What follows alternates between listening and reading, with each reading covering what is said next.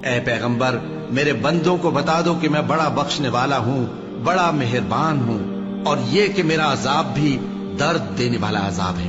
اور ان کو ابراہیم کے مہمانوں کا احوال سنا دو۔ جب وہ ابراہیم کے پاس آئے تو سلام کہا۔ انہوں نے کہا کہ ہمیں تو تم سے ڈر لگتا ہے۔ مہمانوں نے کہا کہ ڈریے نہیں، ہم آپ کو ایک دانشمند لڑکے کی خوشخبری دیتے ہیں۔ وہ بولے کہ جب مجھے بڑھاپے نے آ پکڑا تو تم خوشخبری دینے لگے، اب کاہے کی خوشخبری دیتے ہو؟ انہوں نے کہا کہ ہم آپ کو سچی خوشخبری دیتے ہیں، سو آپ مایوس نہ ہوں۔ ابراہیم نے کہا کہ اللہ کی رحمت سے مایوس ہونا تو گمراہوں کا کام ہے۔ پھر کہنے لگے کہ فرشتوں، تمہارا اصل کام کیا ہے؟ انہوں نے کہا کہ ہم ایک گناہگار قوم کی طرف بھیجے گئے ہیں کہ اس کو عذاب کریں، مگر لوط کے گھر والے کہ ان سب کو ہم بچا لیں گے، البتہ ان کی بیوی کہ اس کے لیے ہم نے ٹھہرا دیا ہے کہ وہ پیچھے رہ جائے گی۔ پھر جب فرشتے لوط کے گھر آئے تو انہوں نے کہا کہ تم تو ناآشنا سے لوگ ہو۔ وہ بولے کہ نہیں، بلکہ ہم آپ کے پاس وہ چیز لے کر آئے ہیں جس میں لوگ شک کرتے تھے، اور ہم آپ کے پاس یقینی بات لے کر آئے ہیں اور ہم سچ کہتے ہیں۔ تو آپ کچھ رات رہے سے اپنے گھر والوں کو لے نکلیں اور خود ان کے پیچھے چلیں، اور آپ میں سے کوئی شخص پیچھے مڑ کر نہ دیکھے، اور جہاں آپ کو حکم ہو وہاں چلے جائیے۔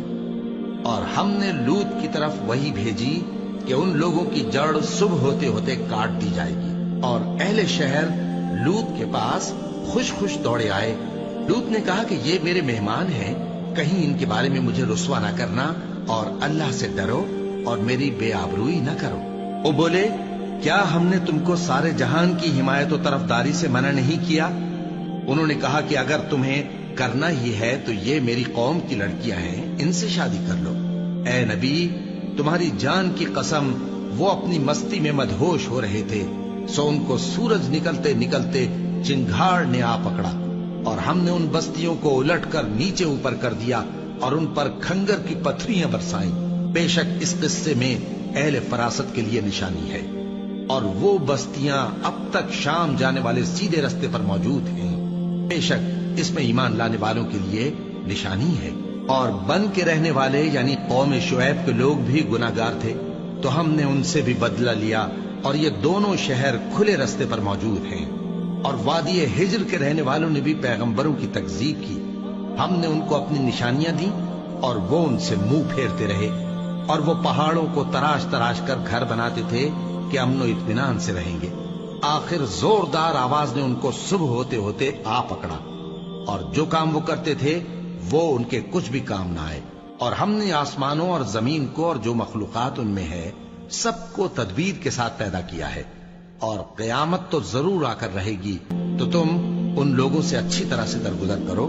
کچھ شک نہیں کہ تمہارا پروردگار ہی سب کچھ پیدا کرنے والا ہے، جاننے والا ہے۔ اور ہم نے تم کو 7 آیتیں جو نماز میں دہرا کر پڑھی جاتی ہیں، یعنی سورہ الحمد اور عظمت والا کلام عطا فرمایا ہے۔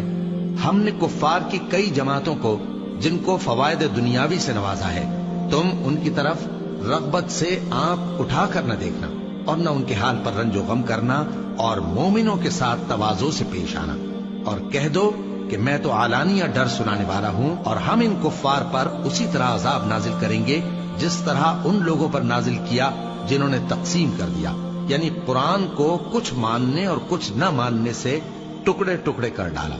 سو تمہارے پروردگار کی قسم، ہم ان سے ضرور پرسش کریں گے ان کاموں کی جو وہ کرتے رہے۔ پس جو حکم تم کو اللہ کی طرف سے ملا ہے وہ لوگوں کو بے دھڑک سنا دو، اور مشرکوں کا ذرا خیال نہ کرو۔ ہم تمہیں ان لوگوں کے شر سے بچانے کے لیے کافی ہیں جو تم سے ہنسی کرتے ہیں، جو اللہ کے ساتھ کوئی اور معبود قرار دیتے ہیں، سو ان قریب ان کو ان باتوں کا انجام معلوم ہو جائے گا۔ اور ہم جانتے ہیں کہ ان کی باتوں سے تمہارا دل تنگ ہوتا ہے، تو تم اپنے پروردگار کی تسبیح کہتے اور اس کی خوبیاں بیان کرتے رہو، اور سجدہ کرنے والوں میں سے ہو جاؤ، اور اپنے پروردگار کی عبادت کیے جاؤ یہاں تک کہ تمہاری موت کا وقت آ جائے۔